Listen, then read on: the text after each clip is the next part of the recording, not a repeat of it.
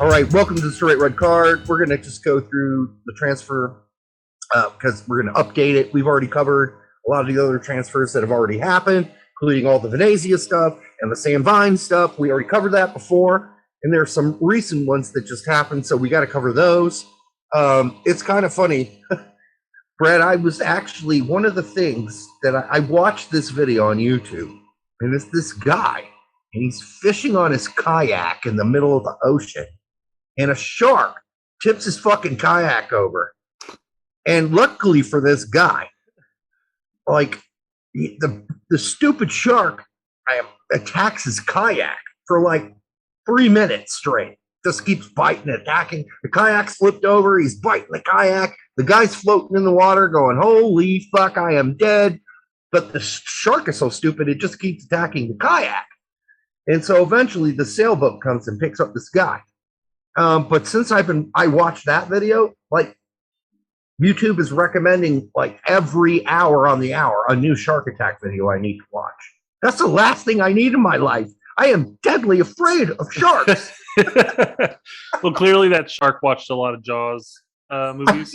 I was like, dude, the shark attacks a boat and takes it down. Now, of course, he ate the gas tank, got blown up.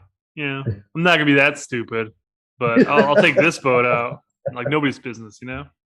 I gotta say, it's the last thing I need on my feed on an everyday basis, because even though I am incredibly afraid of sharks, like I have a ridiculous like sharkophobia, I won't even go in the ocean, even on a boat. Fuck that. Sorry, I don't mean to cut you off. Continue, please. No, I was gonna say because the boat could sink, and then you're amongst sharks, right? So do you want to be stranded out in the open sea? Hell no, that was a horrible movie. Did you see that movie? Open Waters? I don't need to see that. That's something I'd never want to endure. Like these two people get eaten alive by sharks, and it's a true story. It's horrible. It's frightening. And this goes back to my childhood when I read Jaws by Peter Benchley. And I was in Montauk. I was like there for the whole summer in Montauk, New York, which is like, that's where they go shark hunting and shark fishing and all this. It was horrifying. Like, I could never get over that. It was traumatizing. I was like 11 or 12 years old. Never got over it, my fear of sharks. Why I live in it. That's why I live in Indiana. No land sharks around here except for the beer. Land sharks. But Derek, I mean, I think we've both seen the same video. I think you missed the part where the shark was just trying to like and subscribe to that guy's YouTube channel. Don't pull the misconception. Make sure you guys like and subscribe to this channel. Oh, that was a sneaky twist. Speaking of sneaky twists, Matt Miazga signed with Alaves, Deportivo Alaves in Spain. That should be a pretty decent move for him. They're not like a really good team. He should get some time, unless they fuck him over like they did in France and like blame him for everything that went wrong. His last year at Chelsea, I don't think it matters if he ends up. If this is best part of this move is that regardless of what happens, if they end up buying him or they choose not to, his time at Chelsea's over and he can actually begin his career somewhere. Now, I don't know where he'll end up, but at least it'll be a move of hopefully his and his agent's choosing. Yeah. So I think he'll know how to. And he'll know how to speak at least 10 languages by then. He can move anywhere.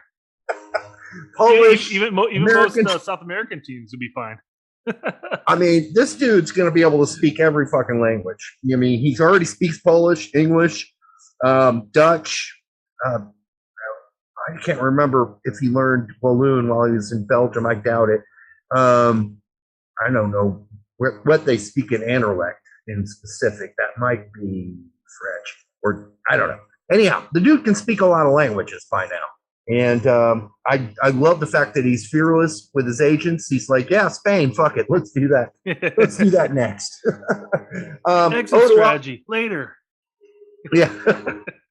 Otasowie is going to Brugge. And he's not a goalkeeper, so he should be just fine going to Club Brugge. And in Belgium, I think that's a really good move for him.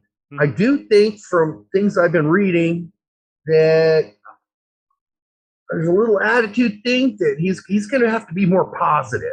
Apparently, at one point, he told Greg that to go blow himself, not literally. He kind of said, I'm not playing center back because Greg wanted to try him in camp at center back. He's like, no, I ain't doing it. I'm not center back.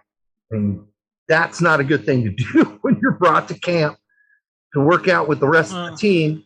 And you're like, no, I ain't playing it. So don't even try it. So I understand that concept, but I also understand maybe his takeaway on this is like, dude, this is like my first chance really with the national teams, and he's going to try to play me out of position. What if I totally fuck it up and I never get a call back up? I mean, players have been called up for not called up for less. I mean, Miazga kicked Berhalter's dog and hasn't seen the light of day since. Yeah. So you fuck up at center back. I mean, who knows? Although we still haven't found the answer next to Brooks yet. So everybody's still in the conversation regardless. Some people are less in the conversation, but Otasowie is not one of them. So we'll see what he does at Bruce. I'm really curious to see how that works out for him. Is he an automatic starter? No, he's going to have to work himself into it. Cameron Carter-Vickers still has no team. He played for Tottenham in some meaningless game, and he was horrible. And there you go. Oh, he also played in didn't he play in their Europa League match and got injured during it? Did he? Yeah. Yeah, and his manager came out and said, oh, this is the worst thing that could happen to us. And the funny thing is the article I was reading it from goes, we're not sure if the manager was talking about injury and depth issues or if they're planning on transferring and selling him. I think it's the second one. It's like, this is the worst thing. It's like, there's an ankle injury and it doesn't look good. This is the worst thing that could happen to us. Yeah, it's the latter. Yeah. They're trying to get rid of this guy, and it's very obvious at this point that CCV is championship level player. He's not a Premier League level player. And if he does play in the Premier League, it's going to be at one of the shitty teams at the bottom. And that's still not happening. Nobody there is interested in getting him right now. So he's going to have to settle for something at this point. Yeah, he played in their it just moved on me here.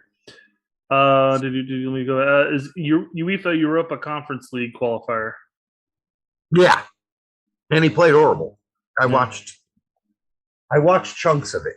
Not good. He played for 87 minutes, left the field limping with an ankle injury. Okay, now you've cleared it up. It was sounding like you were talking about a different game. No. But yeah, the team wasn't good. He wasn't good. He's just not in the picture right now. Eric Palmer Brown, still all these rumors swarming about Venezia, but nothing happening. I did get a comment from an Italian guy who said that I pronounced Venezia perfect the second time when I was telling you how to pronounce it. It's because the second time you were speaking with your hands too, right? I was, yes. Yeah. And I can't do that the whole show. So I'm going to stick to Venezia without the emphasis on the Z. And that definitely seems to be the leading rumor for EPB. There are a number of other teams that have had their names in the hat, but none have really made fruition out of anything. But so it seems to be the place. And quite frankly, it'd be crazy to think that Venezia could possibly have 3 American players running on it. Yeah, it's like Fulham, early 2000s.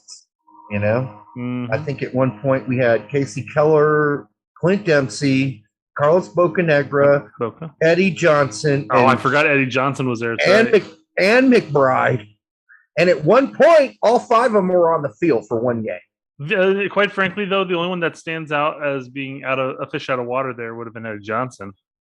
Yeah. Nothing against Eddie, though. I mean, Eddie was good in his own right, but being out on the field for Fulham seems a little out of place.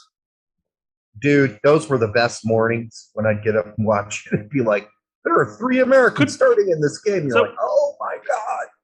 That seems to be the issue now, is that there's just so many games to watch. You can't necessarily watch them all, but how nice would it have been if there was at least one team that had like 3 players on, and you could really have like an entire show based on that one game. Back then, that was 80% of my Yank report. There we go. I mean, it was so nice. So Then we've got Reggie Cannon still stuck in Boa Vista, didn't play this weekend. They want to get rid of him. There's all kinds of weird shit going on behind the scenes, and Nottingham Forest has shown some interest, but yeah, he needs to get out. Well, didn't Boa Vista come out and flat out tell Reggie that he could just, leave if he wanted to? Mm-hmm. I'm pretty sure that the concept of actually selling him shouldn't necessarily even be in the picture. If Nottingham Forest wants to sign him, why doesn't Cannon just say, "I'll take you up on this leave thing," and then just go sign with Nottingham Forest? Yeah, I don't know if it's quite that simple. Sure, it may be blowing it out of the water here, but they're certainly willing to let him leave at a reasonable price. So I don't know. I don't think Cannon's stints at the Gold Cup or even prior to that helped him. Well, the Gold Cup definitely not, because he literally saw like half of a game. And he played. Really, people don't know this. He did not play well for Boa Vista last season. It was not good. A lot of big portions of the season were bad, and they were. So you've got to have some good film to share, right? And he just doesn't have a load of like really wow moments playing in Portugal. So maybe that's really stunting him. I don't know. Tyler Boyd moves to Rizespor, not Sivasspor as we had previously predicted, but Rizespor, another Turkish top-level team. So not Galatasaray, not Fenerbahce, not that kind of top level, but a team in the top league in Turkey.